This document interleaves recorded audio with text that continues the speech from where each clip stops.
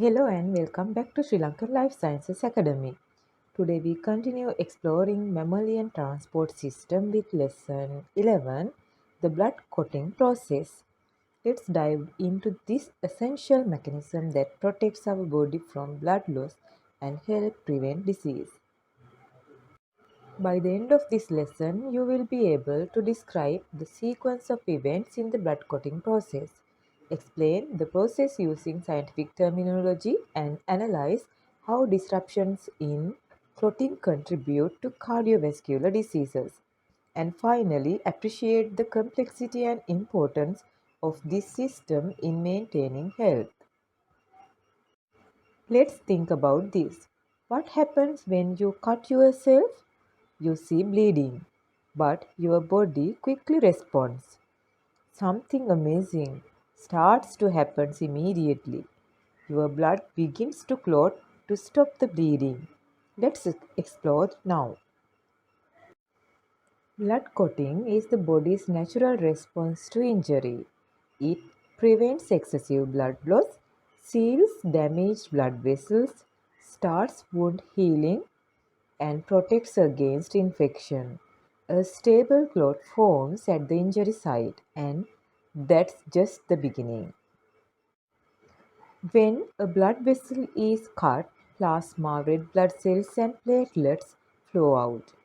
But as soon as platelets touch the damaged tissue, especially collagen, they become activated. They break open and release serotonin, which causes blood vessels constriction, reducing blood flow. Thromboplastin, an enzyme that triggers the clotting cascade. Clotting is a complex multi-step process. It involves a chain of reactions called the clotting cascade. Key points include vitamin K. Key points include vitamin K is vital. It helps produce clotting proteins like prothrombin. If you lack vitamin K, your body might not clot properly. The process begins when prothrombin is converted to thrombin, an enzyme that leads to clot formation.